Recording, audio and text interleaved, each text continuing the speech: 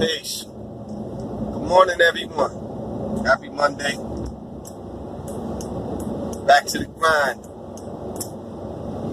Yeah, I'm doing it. I'm doing this video as a request to my brother because the other one that I was doing, it got cut off abruptly. I didn't even realize it. I was in midpoint and cut off. Let's wait off for another 5 minutes before I realized. So let me knock this out real quick because I don't even know how much memory my phone has. So there's something that happened yesterday, and it was tied into what I was talking about the other day in regards to interacting with the police. One of the young brothers that I know, I'm very proud of this young brother. Kind of took the little brother under my wing, so to speak. And he's in school right now, and he's working. He's on his own. He's renting a room. He's 21 years old. He's saving his money so he can buy a car. Kid is doing real well for himself, and I'm proud of him, and I'm grateful to Allah for the opportunity, to help a young brother like that. It's we should always be finding ways of looking for opportunities to be charitable. That's the right thing to do. So, that's what Allah desires of His servants is to be charitable. Anyway, so his brother and I, we having a conversation. He calls me yesterday and talking about, he's just keeping me updated, on his life. And I'm, listening to him. And in the midst of the conversation, the brother says to me, "Yeah, I got pulled over by the police yesterday." And I was like, "For what?" And he says, "Oh, I was coming out of 7-Eleven, and they stopped me while I was walking home, and they said I fit the description, blah blah blah blah blah, quote unquote. They fit the description, the whole fit the description line. They used to do that to me too when I was his age. Anyway, so he says to me, they were questioning me on my whereabouts and where I was going, blah, blah, blah. And he says, then they searched my bag. And I said, they did what? He said, they searched my bag. I said, brother, why did they search your bag? He said, brother, I figured I wasn't doing anything wrong, so I figured why not let him search my bag? And I said, brother, and that's when I blacked out. I blacked out a little bit. And I told him, I said, brother, you don't ever consent to a search. Never. Never. Now, if they planted something on you, guess what?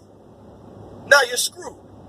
Because when you get to court, they can say they found this on you and you consented to the search. And guess what? You've just been framed. You never consent to a search.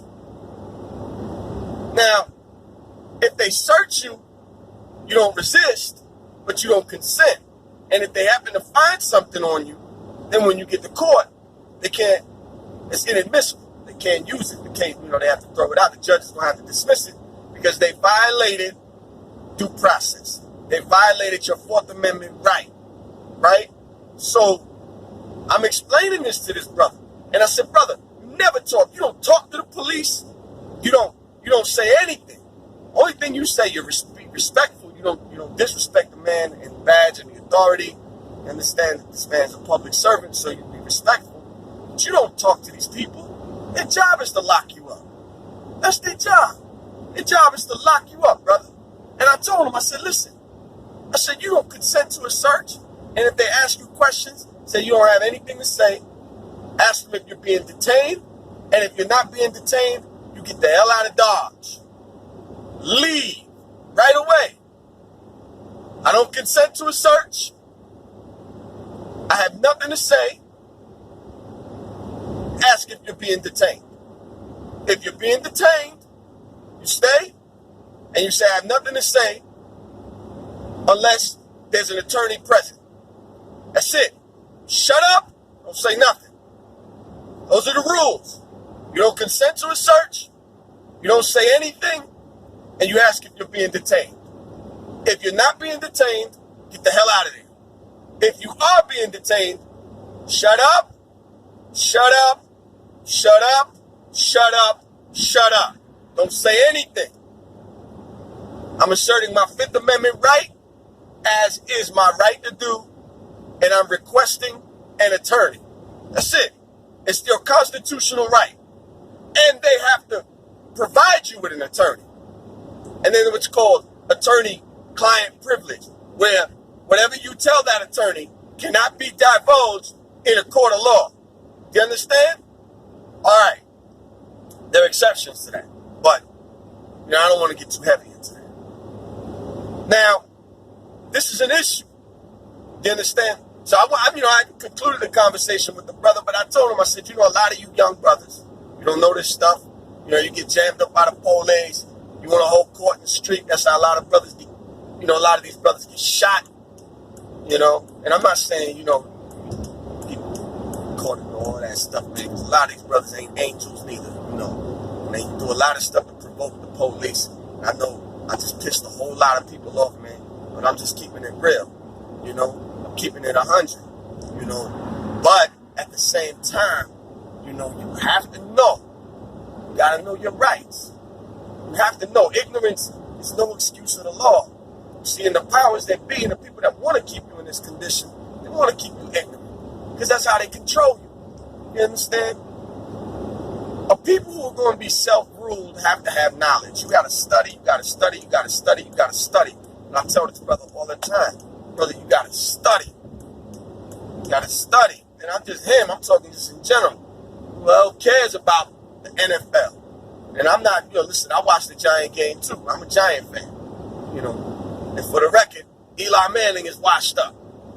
But I'm saying, I'm not going to sit after the Giant game, that's it. I'm not going to sit up there and watch San Diego and this team play this team. I can care less.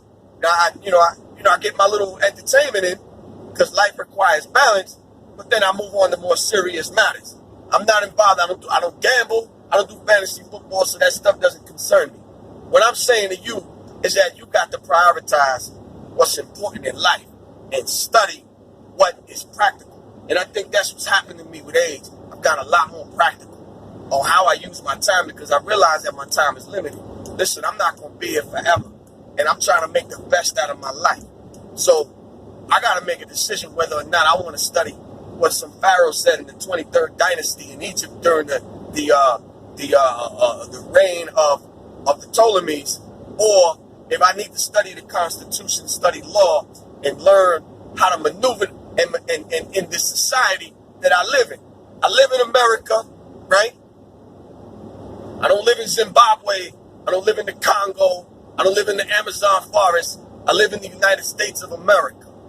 So I have to know the rule book in this country so I don't get jammed up. See, I understand that there's people that want to jam you up.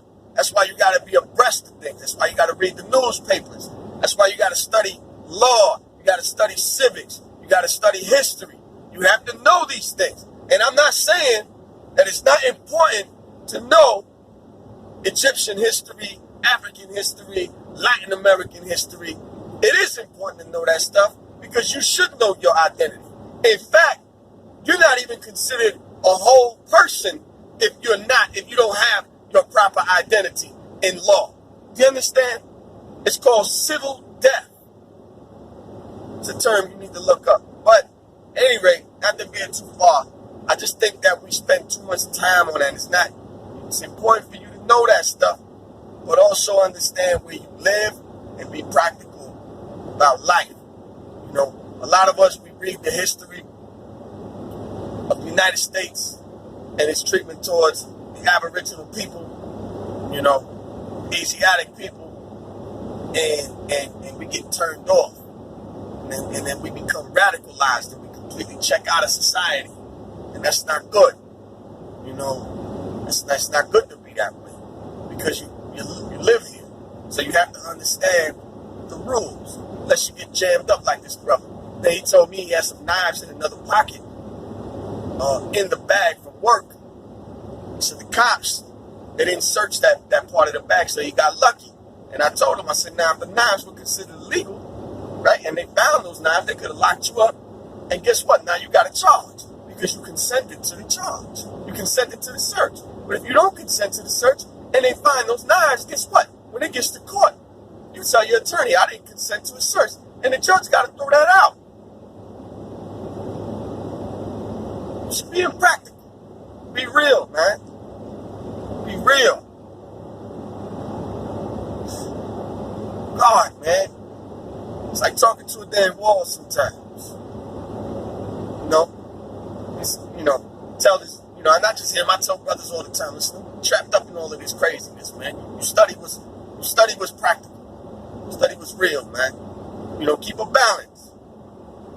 It's like I said, it's important to know all of that stuff, man, but it's every bit as important in your day, and even more so, more important in your day-to-day affairs, that you know the rule books to this game, that you get tracked over. Now I'm gonna get into the other stuff on another video. I apologize, brother. I started touching on Tunis Campbell and up from slavery, before Reconstruction now, coming out of slavery, the slaves in this country, or the former slaves in this country, they had the proper idea. They wanted to own land. They wanted 40 acres of the mule. They wasn't asking for no damn welfare. They understood that land is power, and they understood self-determination, and they understood the power of unity. They weren't asking for no damn food stamps, popping out 8 babies, living in the projects for 5-6 generations. That wasn't what they was doing. You understand? And I'm going to go a lot deeper into that one day, this week. So I got you, brother. I didn't forget about you. But I wanted to touch on this. I don't know how much memory I got on this phone. So, all right, y'all be good. Peace.